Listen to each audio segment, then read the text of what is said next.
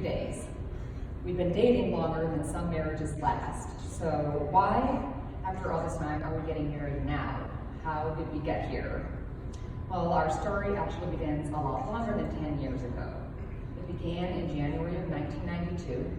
I was a senior in high school and had never dated anybody before. I had terrible anxiety and self-esteem issues, and relationships of any kind were extremely difficult for me. So I kept everything fairly superficial in an effort to hide this part of myself. But I always had this knight in shining armor fantasy. I imagined that the love of my life would find me fallen, broken, in need of rescue, and he would swoop me up from my despair and make me happy, fix me and complete me. So when I first looked into the eyes of Mike Martinez, I felt a shift in the universe so profound it felt like destiny. My younger self did not walk an easy road. I had fallen, I was broken, and I needed rescue. And it felt like Mike was sent to save me, but he couldn't save me, and he couldn't fix me. But that's what I looked to him to do. During the time that we dated as kids, I tried to get Mike to be who I thought I needed him to be. 2 years in, during a fight, I said to him, well, maybe we should just break up, which everyone knows in girl language means fight for me. But in guy language it means she wants to break up. So when I said this to him, Mike simply said, okay. And I thought, well, shit. And that was it, we were over. But it didn't feel over, not then, and not for the next 3 years. I pined away for my Mike. I felt him, I wrote to him, I prayed for him. And we did get back together again briefly, but neither of us had grown enough to be successful together. Oh my God, that's just one page. So 12 years passed, we went our separate ways. I moved to California and Mike stayed in Illinois. We both moved on and became better versions of ourselves. And then on November 16th, 2008, the Green Bay Packers played the Chicago Bears. Now, you see, my dad had this long-standing, infamous Packers party every year, something he had done since the early 1990s that Mike actually had gone to then. But that day changed the course of my entire life. A friend who knew Mike and I as kids happened to show up at this party. A year before, he randomly ran into Mike. They exchanged phone numbers but never followed up with each other. I personally hadn't seen this person in years, and when he arrived at the party, he mentioned running into Mike the year before and asked if we should call him. To which I answered, no. I was living in California, I was dating someone, I was leaving the next day. But after a few shots of alcohol, that liquid courage fanned the flames of curiosity, so I said, let's call him. So he left Mike a message, and about 20 minutes later, Mike called back. From across the room, I watched the conversation unfold, and then he reached the phone out to me. And as soon as I heard Mike's voice, I felt the universe shift once again. Mike came over, and we hung out for about 6 hours that night. The game had ended, but Mike kept suggesting things for us to do. Let's go get coffee, let's go see his house, let's go wake up his mom, let's say hello. It was fun and innocent enough. And then Mike got a call from his buddies at a bar, one of which is Matt Cohen, who is here tonight, and they needed a ride. So I asked if I wanted to go with. These two guys were strangers to me, but I went anyway, and as we pulled up to the curb, hung myself out the passenger window, was just yoo-hoo, and waving like the embarrassing idiot I am. The faces of these two guys registered complete confusion. As they crawled into the back seat, I started to introduce myself. I said, hi, I'm Elke, and before I could even continue, Matt Cohen said, wait, what? You're Elke? You're the Elke. I turned to Mike and I said, what does he mean, the Elke? And Mike just shrugged. Man, a few words, that one. The night ended with Mike dropping me off, and we made promises to keep in touch. I remember walking up the stairs, seeing my dad in his recliner, and I uttered the words, I'm still in love with Mike Martinez. Now, the following is an actual excerpt from my journal in 2008 about our reunion. So, take it with a grain of salt because, so quote, Mike and I started out together emotionally immature with unhealthy lifestyles and too much passion. We were both dysfunctional to a certain degree, yet throughout the evening, it became evident that over the years we had grown to have so much in common, there was a sense of fate to it all. We had both given up smoking within the past 5 years. We were both exercise enthusiasts. Were. I was like, reading that, I was like, we both enjoyed the outdoors. We both had interest in competitive athletic events. We both voted for Obama, and we both detested the idea of Proposition 8. And in Illinois, that was a measure to make same-sex marriage illegal. We had both vacationed and very much enjoyed Colorado. But for me, there was so much more than that. I would describe my ideal mate as follows.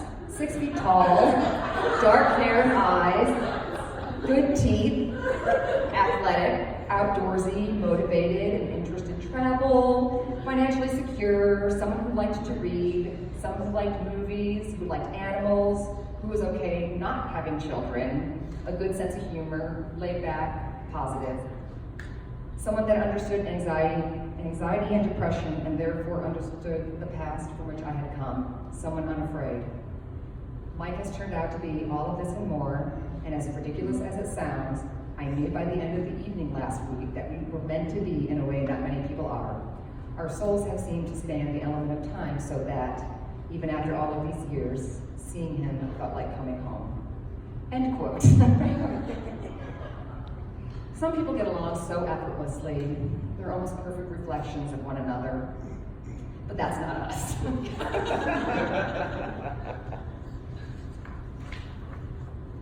While we align together on so many things, we communicate very differently. We both have personal challenges we still need to work on, and that can break a relationship, and over the past 10 years, it almost has. I believe there are couples out there that are truly harmonious and never fight. Being together is just easy. But where's the evolution? The learning, growth, change, and intimacy built from hard work. Even though we had both worked to become better people, there was still work to be done. I didn't realize this truth until 2015, 7 years into our relationship, while discussing concerns about the differences in our communication styles. For example, why hadn't Mike asked me to marry him? Well, for years I pulled the whole, I don't need to get married, I don't need a band thing, more times than I can count. And I had challenged Mike about whether or not we were meant to be many times. I told Mike that he could do better than me and that he deserved better. Reading relationship books, I learned that there are legitimate differences in how men and women process words and statements. So while I was waiting for Mike to read my mind and decode my messages, he took my words at face value. I was waiting for him to make me feel loved, despite the fact that I refused to view myself as lovable. I don't know if anyone's read the book Love Languages, but I did. And it was clear that Mike and I were the opposites in how we felt love from each other and how we expressed love to each other.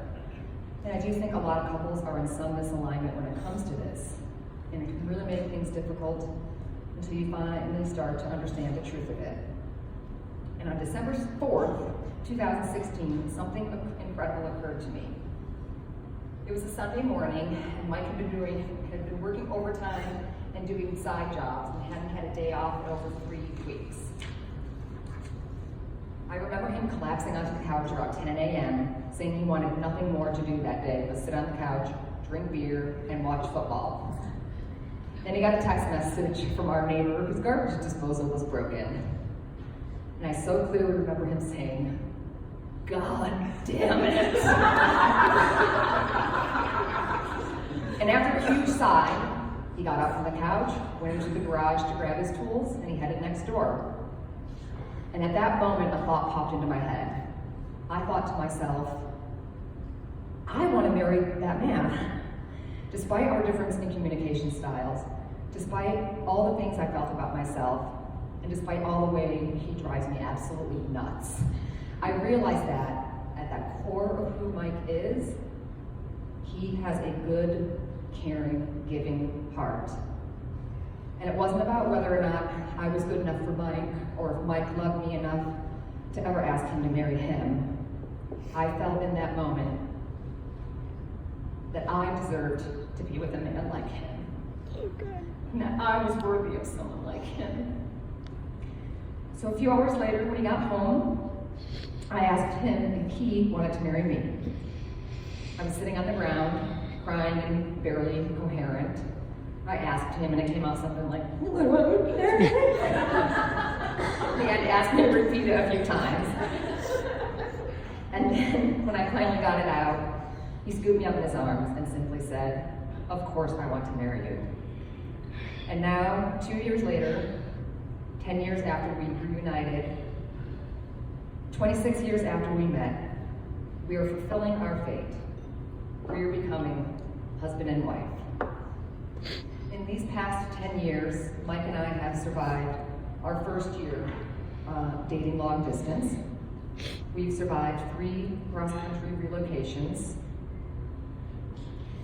We have survived the loss of beloved pets, and we have survived the loss of Mike's brother Brian. We've survived personal struggles, my ongoing health difficulties, financial hardships, differing reactions to life events, and communication challenges. I think there's just one more page. There is. I think a lot of us look to our partner to make us feel loved, but in truth, feeling loved is just as much our own responsibility as it is our partner's. Mike and I have learned that thoughts and communication styles are software, and we can update our software. We can change how we think and how we act. We can do this in the name of love, because love isn't a feeling, it's action and effort. I want to end this with one of my favorite quotes on love. Love is patient, love is kind. It does not envy, it does not boast, it is not proud. It does not dishonor others, it is not self-seeking, it is not easily angered, it keeps no record of wrongs. Love does not delight in evil, but rejoices with the truth. It always protects, always trusts, always hopes, always perseveres. Love never fails. Part of the reason why I decided to have this was to have my dad be here, because I'm a daddy's girl, and unfortunately because of health issues, he's not able to, but we've got him on the video. I got his pocket watch here, and I just want to let him know that he's probably one of the most wonderful men that I know, and I measure all men against him, which is how I know that Mike is meant to be my husband. So, Pops, I wish you were here, but I'm glad that you're here on video. I love you to pieces, and you know that. And now, me being me, I would like to introduce a little video montage I came up with.